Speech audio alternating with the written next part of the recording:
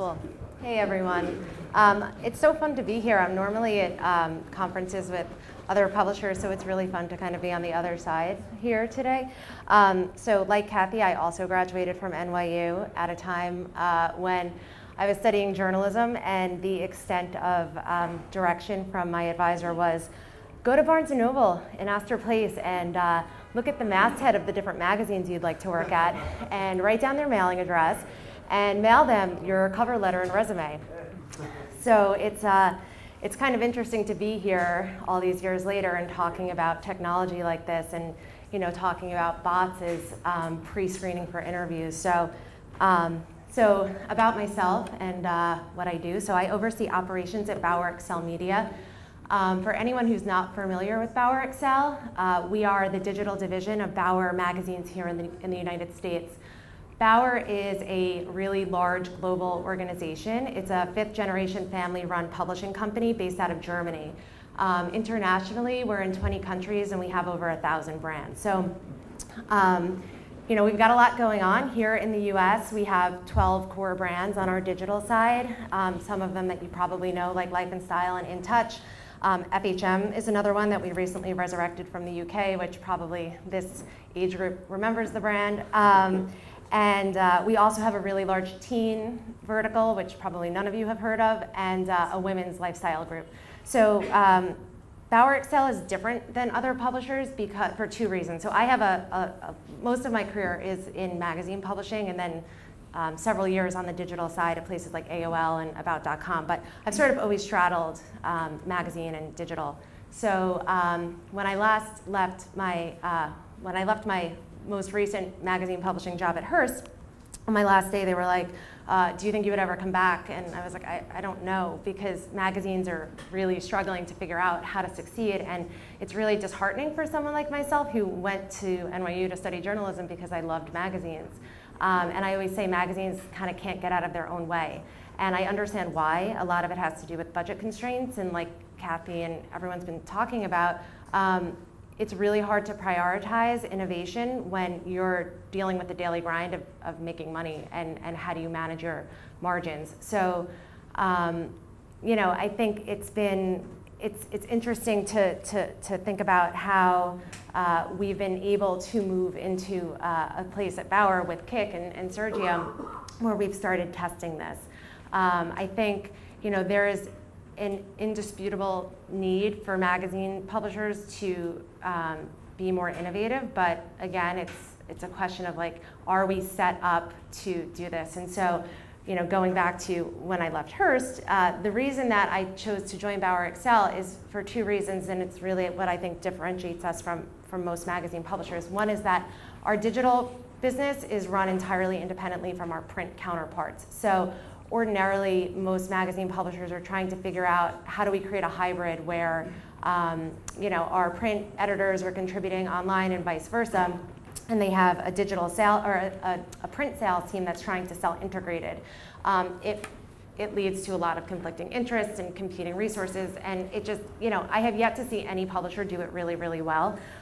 What was attractive to me about Bauer was that we run independently. So our digital editors are the only ones creating content for our sites, meaning that we're able to make decisions based on data as opposed to just like gut feeling. And similarly, the way we monetize our sites is very different because we don't have a direct sales team. We are programmatic first. So all of our revenue, while CPMs might be lower because of programmatic, because we are not staffing a direct sales team, we're able to keep costs down, and it allows us to be really efficient. So this sort of lends itself to how we were able to get into a situation like this with Kik. If we were one of these larger publishers where we're struggling just to figure out like how do we get this display ad revenue, and we're getting dragged around on sales calls and figuring out, oh, we sold some premium campaign to American Express, and now we have to create this like crazy interactive hub that nobody's going to want to go to, but we're going to have to pay people to get there. This allows us to move very nimbly and test stuff like this. So do you want me to get into the specifics of the bot at this point? Okay, cool. Let's see if this will work. So when I started at Bauer about a year ago, and Sergio came into our office one day with this like, you know, incredible force and energy, and he was like, I want to launch this thing, can you guys do it? And I'm like, well, you know, I've never worked anywhere where I think we could actually do this as quickly as you want to. And so what we did was we started with our largest teen brand, which is J14. And the real opportunity here, and this is the reality of the publishing industry, is that we've all become too reliant on Facebook for traffic. For publishers like Bauer Excel in particular, where your content lends itself to social media. There are other publishers like About.com, where I worked most recently, where you're super dependent on Google, and so every time there's an update to the search algorithm, you are potentially getting penalized and sort of running in circles to try and fix that. Similarly, you know, the news feed on Facebook has become increasingly difficult to have reach and visibility in. And I think a lot of publishers are struggling with like, how do we reconcile this? And it actually is a good challenge because it forces us to figure out like, where do we find new audience and how do we make our money elsewhere? I think everyone, for the most part, across publishing, we've gotten very dependent on Facebook, and Facebook's been very good to us, but it's really not sustainable for the long term. So in comes Sergio, and it's like, you know, we have this massive teen audience. On J14 on Facebook, we have close to 10 million followers, and yet when we post something on Facebook, you know, if 400,000 people see that post, that's considered good. So it's just not really, that reach is not there. We don't have a direct line to our reader anymore.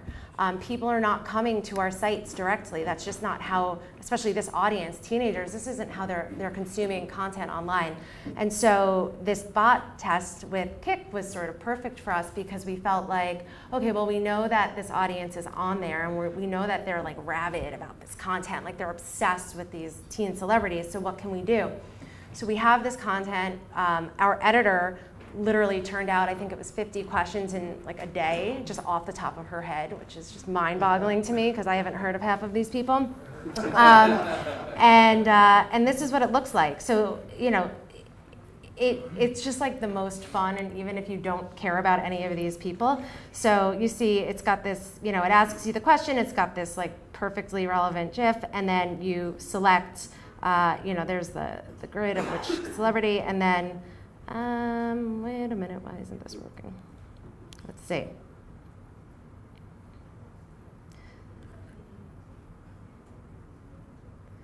So how long was the breakup voicemail for Joe Jonas and Taylor Swift?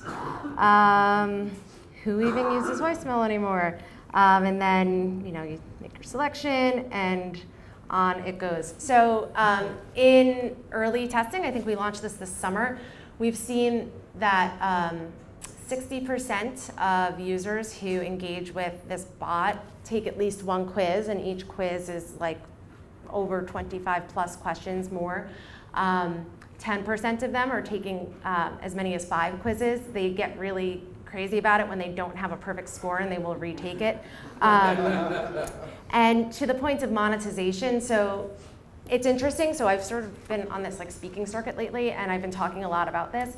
And I can say to everyone in this room, publishers are really starting to pay attention to this. So it is it's going to become increasingly important that you guys are able to turn things out like this that are easy for publishers who are not tech savvy to test with and implement, because it's becoming a little bit of a do or die situation, and I think publishers are realizing that like we have to get more sophisticated and more competitive, and we can't get lazy and just rely on Facebook or Google search to reach new people, and we have to be willing to take chances. And I think this is a good example, because when we launched this knowing that this was a user acquisition play first, monetization second, maybe, if ever, and we had to be okay with that. And having a partner like Kick allowed us to do it, because the investment was, we just had to turn over batches of questions like this.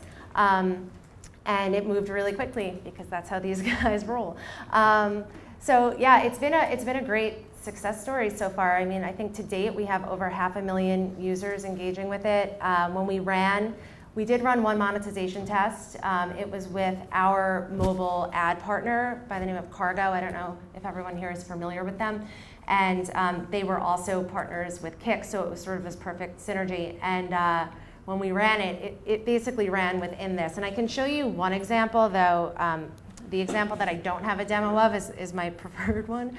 So basically what it was you got to the end of the quiz, it prompted the user, it was like, oh, it's brought to you by Conair, and it asked a question about, oh, which celebrity uses these hair tattoos? I don't know what those are, so I can't tell you. But, and then you select, and then it prompts the user to learn more about it. So of the users who got to that question, 99% of them answered it. And then of that 99%, I think it was like 52% of them clicked to learn more. So like early numbers, I mean, there was no money associated with that because it was just added value for a Conair campaign that was running elsewhere.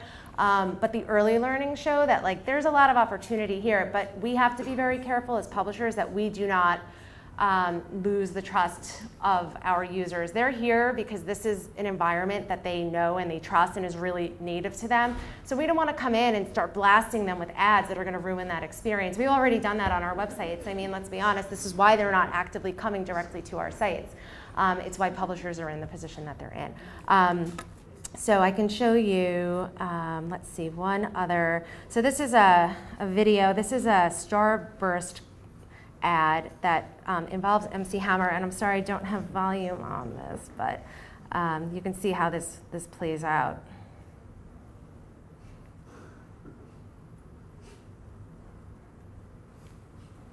Yeah, it's a little bit hard to see, but it's Hammer's Rain Dance.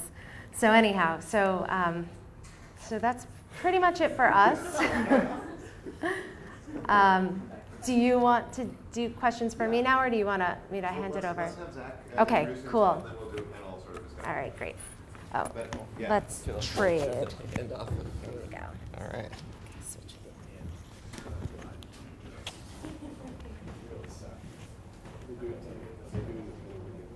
Yeah, so I'll come back up after you. Okay. Cool. Hey, everyone. So I work for Quartz, which is a business news organization that launched just about 4 years ago. We're part of Atlantic Media, which also publishes The Atlantic magazine.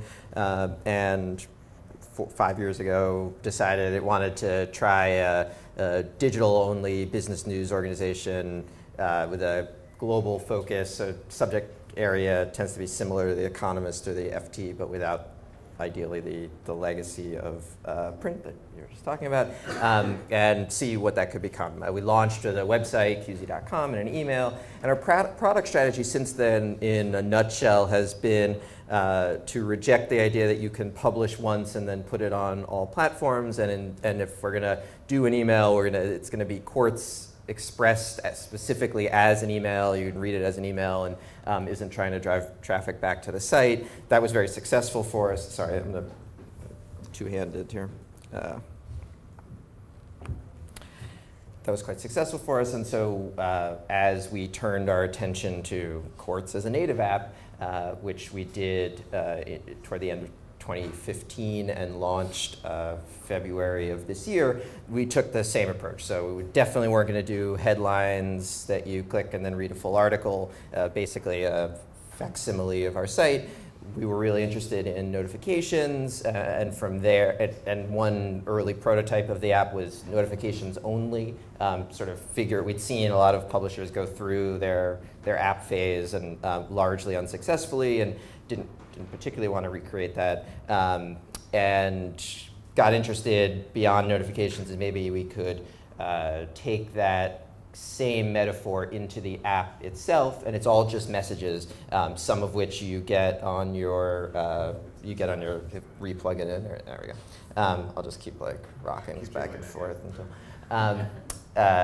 Some of them you get on your lock screen, and if you're interested, you can go in and get more. So that's how we got to what, at the time in February of this year, was a somewhat nuts idea for what a news app could be, and just a quick live demo of it, and then I'll talk about how we do it and how we monetize it. So this is the app.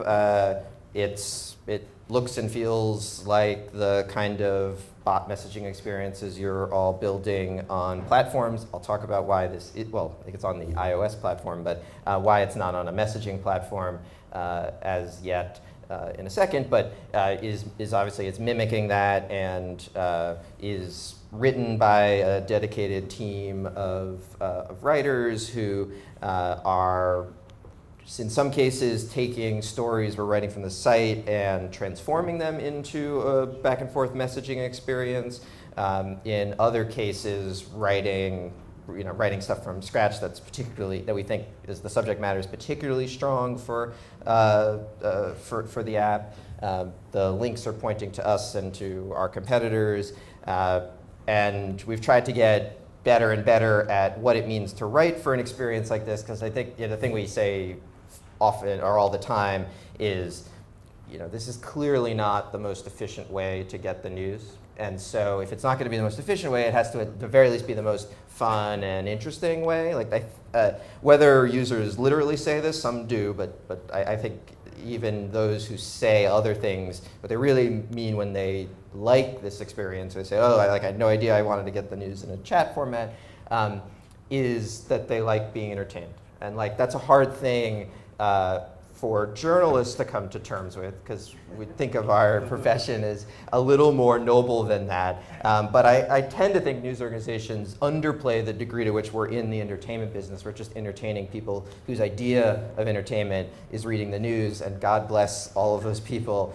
I hope all of you are them. And it's not to then discount the information value we're providing. Obviously, that's crucial. It's a crucial element. But if you put entertainment first, or at least that's what we've tried to do in this case, come up with interesting results. And then, of course, it's up to you whether you think it's amazing. So perfect transition to monetization. So it's up to you whether you think this is the most amazing way to get your news or really tedious. And in fact, the app is intentionally polarizing in that way. We figured build something that everyone would tolerate, and we'd have the same kind of app that a lot of our peers have had, which is very difficult to get downloads in the first place and have any semblance of retention. But build something more polarizing, and we might find a group of truly dedicated, passionate users.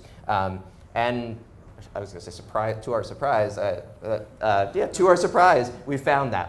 If I'm being perfectly honest, when we launched this thing, we knew day one would go well because it was novel for news, at least, and totally unclear on how day two would go. And the retention's been strong enough, advertising's been strong enough, I'll talk about that in a sec, to justify building an Android version of this and continue it into next year. So speaking of that, the monetization of it, so the app is free and monetization is through advertising, which is our core business, how we monetize all of our products, more or less. Though Quartz is different from some publishers in that regard, and a lot of our ad dollars are, people are spending money not just to get distribution, fill a hole on the website, but also to work with our creative services team. So do a ton of native advertising. And so it was obvious, if we're going to do an app in a chat format, at least one of the ad products would have to be native. So that's what you're looking at right here. The other is, I'll show you screenshots just to drive this home. But so once and only once, when the user gets to the end of what we call the script, and only if they get to the end of the script, they're delivered a sponsor message, which is what you're looking at here. Some disclosure that it's an ad. This is brought to you by Volvo. The sponsor's message. If the sponsor chooses to, and this has been surprisingly difficult to get advertisers to do more engaging experiences, to actually have a back and forth with the users. A few have just chosen to say, this is sponsored by X company, here's our message, have a good day. But if the option to have a back and forth where you're opting in, we also find a stunningly high percentage of people make that choice to go to the next, to answer that question and go through the next one. A stunningly low percentage of people, in fact close to zero, complain about these ads. I have a theory on why, I'll talk about it in a sec. The sort of metrics that advertisers care about, in particular, click-through rate on things like and here we're just going to increase the click-through rate by 1, are much higher than your and certainly standard web advertising, and even we have very high click-through rates relative to industry on our website, and even higher than that for the app. That honestly I tack up to novelty, so I suppose that's likely to wear off as it's less of a novel experience. It does seem like people, and this is the same for the other ad unit, which is more of a display unit, looks like that. And I think one, the lack of annoyance is these are like extremely easy. They don't feel obtrusive. Extremely easy to just to ignore if you don't, if you're not interested in the message, or just let it literally stream past you. And people are, if the whole interaction is tap, tap, tap, tap, tap, people see very little cost in one additional tap, at least to find out once what happens when you tap on the Volvo. We'd love to see you tap on the Volvo and that opens up an additional great experience that you want to stay in, as opposed to buying a Volvo, but that's up to the advertiser. Low conversion rates on buying a Volvo. Yeah, right. Well, you just need to sell one Volvo to justify the whole ad buy. That I don't know whether that's happened yet. As I said, we didn't know whether day 2 would go well in terms of user retention. We also didn't know how it would go with advertisers. They too have been through their app phase, right? So, and I think also came away a little disappointed with how that had gone. So, but also to our surprise and delight, this seemed to be at least different enough that they have gone for it, and the app's been sold out in the US and the UK all year, and into next. The launch sponsorship of the Android app next month is selling for more than we would have expected. And so all of that's good to see. And the last thing I said I would talk about is why we're mimicking a chat platform and not doing this on actual chat platform. So the first thing to say is all along we figured we would, and still figure we would. It was very clear, one compelling reason to do it in this form in the first place was that it might port over nicely to any number of chat platforms, even before they had started. This is a long time ago, in February 2016, and that was pre-Messenger API, although Kik and I don't know if Telegram had. Anyway, there were a few chat apps offering their public APIs by then. It was pretty clear that was going to happen.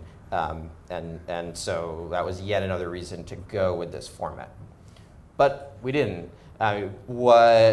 Big reasons to control the whole experience, maybe pretty obvious to any of you who've built these things, allowed us to, fewer compromises, better access to the data.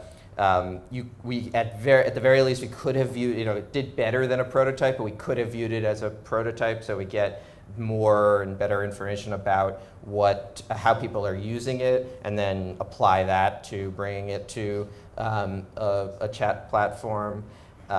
Advertising-wise, no need to deal with anybody else's rules, and thus far the chat apps, and I fully support it, are pretty restrictive on what kind of advertising you can do, for great reason, but nevertheless makes it much more complicated for us to think about why we would, aside from user acquisition, or as someone was putting it earlier, the field of dreams sort of strategy. And certainly something like, so it's more easy to do this type of ad unit, harder to do, I thought it was in my photos, harder to do like a display-ish type of ad unit on a chat platform, and currently the market is still here instead of, like, this people think of as of novelty, I think, still. That I think will change, but like advertisers are used to buying that. So being able to do that, when we like took the step, it was pretty easy to prototype this on each of the chat platforms. Of course, we quickly found out like every platform has its own like quirks and reasons why it doesn't quite work the way we'd want, and even that has changed quite a bit. I think a lot of the platforms are now at a place where you could really do this. Obviously, a crucial decision we made was to ignore all of the great NLU talks yesterday and just not accept free-form input at all. That was like a last-minute decision. We allowed free-form input in the app up to like 2 weeks before we launched, and then killed it because we didn't want, well, for reasons you all would know well, and has been nice to see that wasn't that didn't kill the experience. That actually there's something to the simplicity of just picking between two options that seems to have, to some people, I think, actually enhanced the experience. It's now possible to mimic that, like literally prevent access to the keyboard on some of the key apps like Kik and Messenger, sort of. But that wasn't always the case, and so on and so forth. Trying to do this app on Alexa is really funny and not a great experience at all. And so while we're very interested in that and home and like voice-based interfaces, it was obvious it would be like something else instead of this. And also trying to take seriously what I started with, like why we ended up here in the first place, which is like our product strategy is, what would Quartz be if it were an email? What would Quartz be if it were an iPhone app? And so the answer for what would Quartz be if it were on Kik or on Messenger or on the Echo is going to have to be different, which is a little disappointing for like, the P&L of all of these products, but probably, our bet is that will lead to better products. So I'll have Zach and Allison come up to the front. And the format of the room is not conducive to a panel discussion, but maybe we can. You guys want to like sit on the edges of the tables, like cool dad style, sort of, or or if you're okay standing. It's okay. Sure. Is it okay if we leave it like here? Is the microphone okay if it's just kind of like in the middle of us? Well, okay. I'll We'll make it work. Amir, Amir has had his hand raised for 20 minutes now, so you can go to Amir, and then I have a couple questions for you too. I don't know if 20 minutes, but thank you. So I have a few questions. My first question is, you said that Sergio came to your office, and I love him, but we can't scale him that much. So how can you get into your mind share? How can we get into like the non-bot community mind share and educate you guys about bots? I think a good starting point is, and this sounds really self-serving, but it's not, is to start with the publishers who do work with you and can work with you guys, and like let us be the spokespeople and advocates for it, because I can say, like I mentioned, for whatever reason, it's been like back-to-back conferences these last few weeks, and every time I've spoken, I have purposely brought this up, and I can't tell you, it's like the first thing people do after they grab me, and they're like, can you tell me more about like what you're doing with this bot?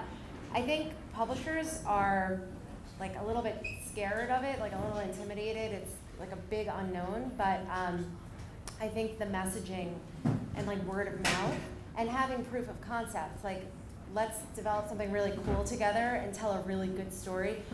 We try at Bauer to do a lot of press for this very reason, because we feel strongly that like publishers just have to get smarter, otherwise we're just sinking ourselves. And we're a part of this industry. It's as valuable to us as it is to you guys to kind of get the message out there. So I like to think that we can help with that, because knowing that Sergio is one person and he can't be scaling like that.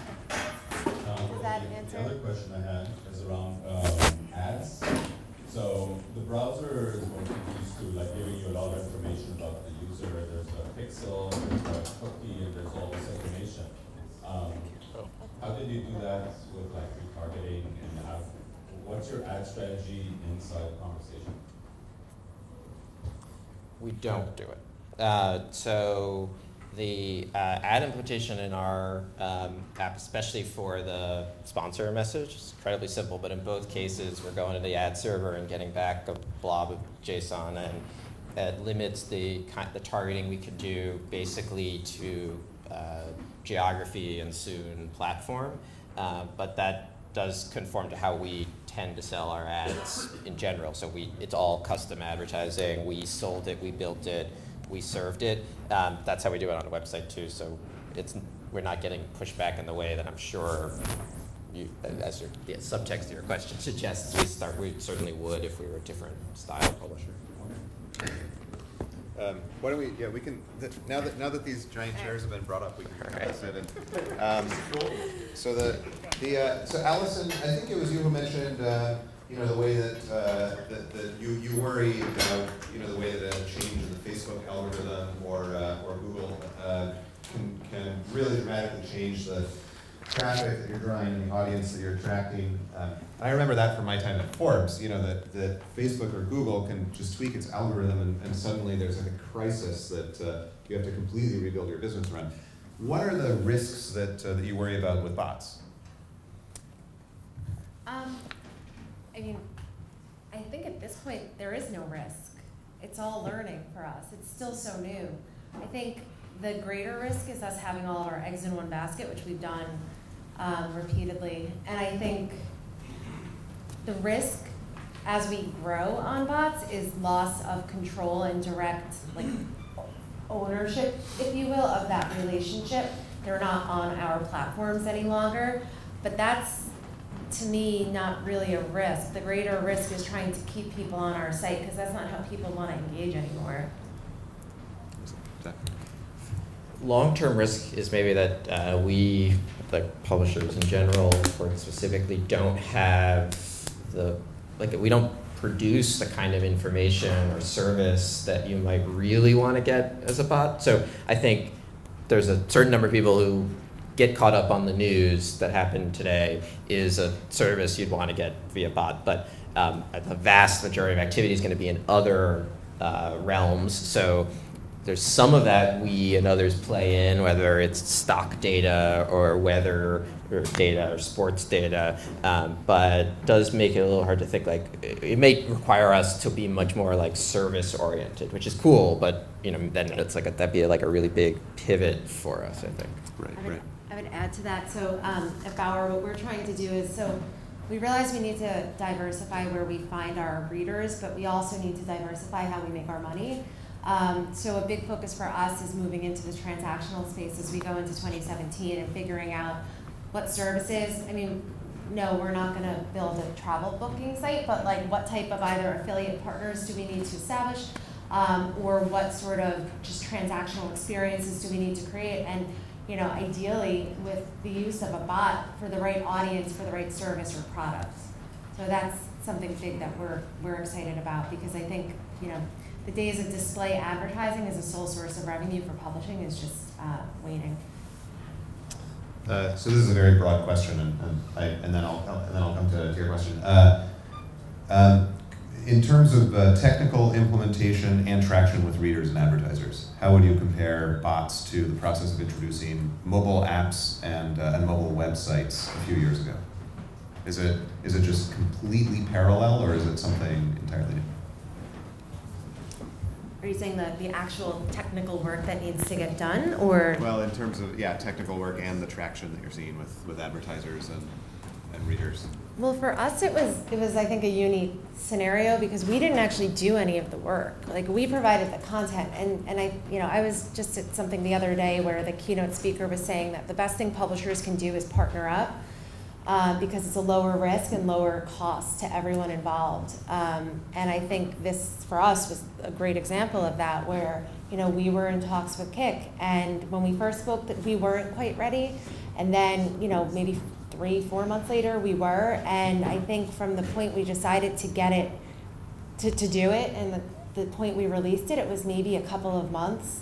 And then maybe a month after that, we were testing monetization. And I think if we were trying to build that ourselves, and this kind of goes back to what Kathy was saying, her clients, publishers, us included, it's always an exercise in prioritizing where you're going to put your resources. And when we have our dev team and our product team looking in the backlog and prioritizing the work every sprint, it's really hard. It would be really hard to get something like this developed in-house, and it would cost a ton of money for us to have somebody else, to pay somebody else to do it, and way too much risk. So, if these guys are doing it and they benefit by having our brand on the Kick platform, and we benefit by having access to this technology that we would have never otherwise had, like, that was a win-win for us. But it's not always that easy, and it doesn't always work out that way, so. It's hard for me to say how it compares, but we decided to build every bit of it ourselves. If we added freeform input, that part I'm sure we'd go out of house for, but until that point, didn't make sense to. All sorts of quirks with what we were trying to do, that it had to be our own CMS, it had to be our own data structure and our own logic for it, I think, and that turned out to, simple turned out to be the hardest part. Mm-hmm. And in terms of the, Quartz postdates the mobile age, but in terms of, perhaps previously you saw the mobile age happen. How does it feel like? How do bots feel in terms of audience uptake and the degree to which advertisers are willing to experiment with bots compared to mobile apps 10 years ago? Well, like I said, we were surprised to see and delighted to see that advertisers were willing to experiment here. So, but it feels extremely early, and I don't know. I compared to our website in terms of audience size and revenue, it's a 10th, but that's not bad actually. That's huge, actually. Yeah. Cool. Yeah, I think for us, for advertising, generally speaking, I always think that advertisers want eyeballs and they want to be where the users are. So if the numbers suggest that this is where our audience is, more so than, let's say, on our site, which is not the case today, it could be one day, especially with the teen audience, they're constantly moving. They're always outpacing us, and we're always trying to get to where they are. I think that the real, the message to the ad community is ultimately it shouldn't matter what form and what platform you're on. If the eyeballs are there and the engagement is there and the loyalty is there, that's what matters most. Excellent. Yeah. So let's go to some audience questions. Over here. Do we have a microphone to send? Hi guys, thanks for your talk so far. I observed that at the rate you're putting questions and back and forth, and the rate that you're putting articles and news stories up, could you guys talk for a minute about, are you publishing a question a day, an article a day, 1 an hour, 1 a minute, 1 a second? Just to get a sense of the scale of production on both of your sides, and through what act occurs, who touched what hand and what keyboard to construct the thing that actually shows up at that rate? That's a great question. Sure. So everything you would probably normal person would call a news item in the app, we call a frame. Frame can be comprised of any number of messages and user actions. So some are short, some get very complex, or at least have a large number of back and forths. We have about 6 to 10 frames in any script. There's only ever one script at a time, but frames can come in and out of it based on changing facts or information. We write about 4 full new scripts a weekday and a little less on the weekends, and so it's a lot. I was saying in some session, yeah, right. It's 50 frames a day. I said in a session yesterday, one of the breakouts, I would recommend not being in the news business where things with the facts and information change constantly, and you have to constantly just throw out everything you've written 4 hours ago. So for us, it's a little bit different. So for our trivia bot, it's more it's more entertainment than news, so we can be slower with the output. We do them in batches of 25 or 50. We've only actually updated it a handful of times, and that's been sufficient. The engagement is still there because these aren't daily active users. But what I didn't mention was we also have a news bot with Kik that is just pulling in straight from our RSS. And that's and on our teen sites, we're publishing anywhere from like 25 to 30 posts a day. So that's just automatically pulling them in. But earlier when I think it was Kathy who was talking about staff, or someone was talking about staffing up and resources and like what do you actually need to support something like this? For us, we didn't change anything. We wanted to test with the resources we have today first and see what sort of traction we got, and then if we need to staff up accordingly, we will.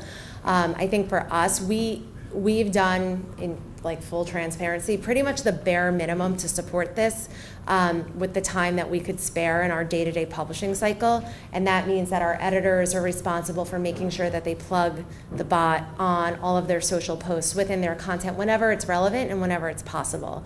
But we are looking to establish a more formalized process for really driving people there. One quick follow-up question to both of you then is, it sounds like both of those are bespoken systems to allow that level of productivity in publishing with a very productive platforms. That's well done there.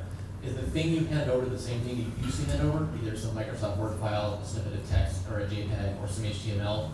Do you deliver the same thing outbound, or are you doing something new inside your team and already as well? No, we haven't changed anything internally. Like the questions I think go over in an email. Yeah. Yeah. And then we're very high tech. And then for the news bot, it's just pulling in straight from our CMS. Yeah. I was seeing whether I could quickly pull up a screenshot of the CMS. It's going to be a four-handed problem. That's all right. We built it. I'll take give me the. I'll take the microphone. All right. We love CMSs. Show us a CMS. Amazing. Well, let me give it a second to come up. It's the opposite of that, I guess. We have a web interface that's specific to the app, and actually probably need to go. And so it's a whole separate team that's writing only for the app in that. So it's a web interface that's WYSIWYG to emulate the experience users can have, because you can't write this kind of thing without thinking about that other side of the conversation.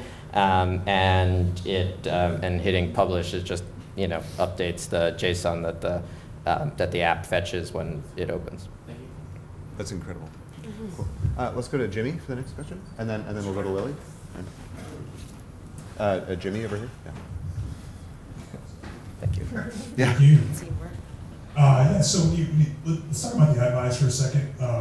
There's like a continuum of potential buys, right? There's like bot only, right? And then there's, bot plus website, right? And then there's like website with bot added for free. Where do you guys see most of the ad buys shaping out within those three scenarios? Well, we've only done tests so far, so I can't really answer that question. I can say that the tests that we've done thus far are added value. So they were like website plus this thing we're testing on this bot. But I think the engagement is going to change that. I think the performance of those ad units was like far surpassed what you would see on desk or on site, mobile or desktop. It's a good question. I mean, I think so I'll tell you what our experience is in a second. It's a little different, but it's going to be, for media companies that have a sales cycle already and or sales operation already, it's definitely going to be added value stuff for a while. It hasn't been for us. So we had a little trouble, how do you sell a launch sponsorship for things that don't exist yet, and have shaky questions of retention and all the rest. But once we actually had the product out in market, it's sold separately. So that's a good sign, I guess. So you guys have had bot only buys, of course? Yeah, I can't say for sure, but and that's a bit nuanced because like most of the advertisers in the app are also running at various times on the site or other products, but and our relationship with them is why we can sell them into the app. So it's hard to separate, but yes, we've had bot. But there's like a line in it that says like buy. Yeah, 100%. Yeah, in fact, for all of the buys of the app. Okay. Excellent. Lily, you were raising your hand. Yeah, this might be a bit of a random question, but when you were saying that news is entertainment, it seems like the election is a complement of that, and the opportunity to sell things like pantsuits or election promotions could be more appropriate in line than Bolo or something. So I just was wondering if you had done anything around the election and what kind of ideas it might have prompted you. It is a bit anomalous, but just it's kind of an interesting case where you can imagine a lot of dialogue.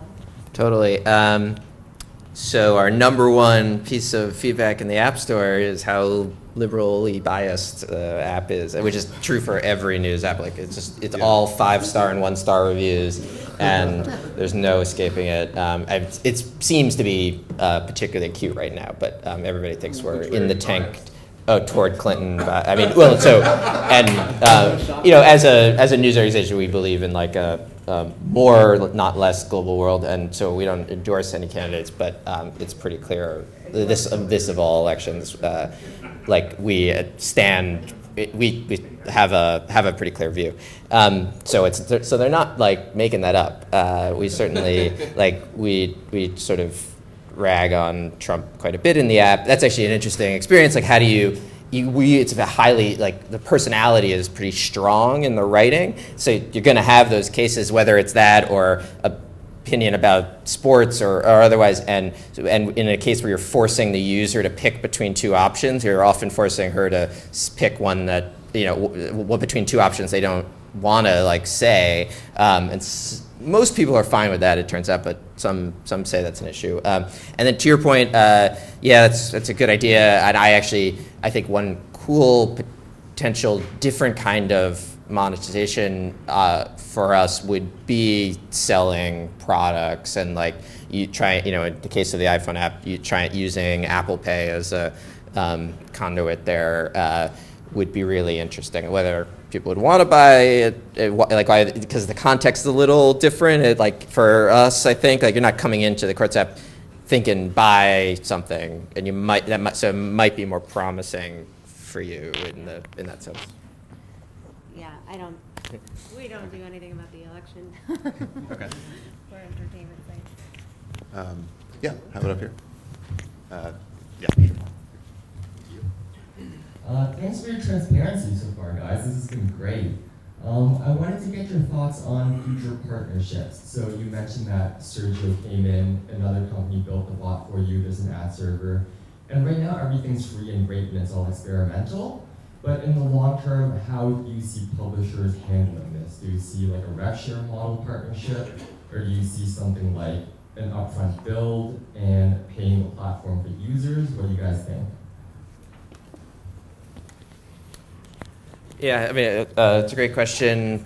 We have done some work building bots for brands since the app came out, and I was saying in the Slack team for the conference that it really helped to have a thing out, like a real thing out there people could see, and then for better and for worse, a lot of brands were like, "Give me one of those," and the worst is that for a lot of them, it's like that wouldn't make sense, or they like literally meant a whole full-fledged app, and like it's hard, it's like one of those situations like, do you take their money and run, or give them this thing that they really don't want or shouldn't want? Though in many cases there was a good fit, and so that's what we're doing. And we try to do that in-house, but as I also said in the Slack team, I don't think that's going to be totally possible, and so imagine partnering with places that are doing that full time. So if you're interested, let me know. Somebody plugged in up there. So for us, we're a really small company. So we're part of this big parent company, but Bauer Excellent in New York is a team of like 65 people. So that's all of the editors across our 12 websites and our dev team and our product team and revenue and marketing and management. Like, we cannot be building this stuff in-house right now, and we really don't want to. We're really big into testing and proving something out, and if we went down the path of bots and we were like, this is the future of our business, period, then yeah, we would pivot and we would reallocate resources accordingly to then go really headfirst into building something ourselves. But I think right now there's risk on both sides. There's risk to making the investment and building something that, one, are we qualified to be building ourselves? I don't know. I don't think today we are. And building something that's probably going to take us longer than it would take the people in this room to build, and how relevant is it then when we get to the end of that project, which I think a lot of publishers see themselves in that situation, and I've worked at a number of them where, we're not too proud to license or partner, and I think that that's important because I've worked at other places where, no, we're going to build our own UGC platform and we want to own this whole experience, and it's 18 months later, it's still not live, and those requirements are completely irrelevant, and it's you've gone too far down a path. And wasted way too much money.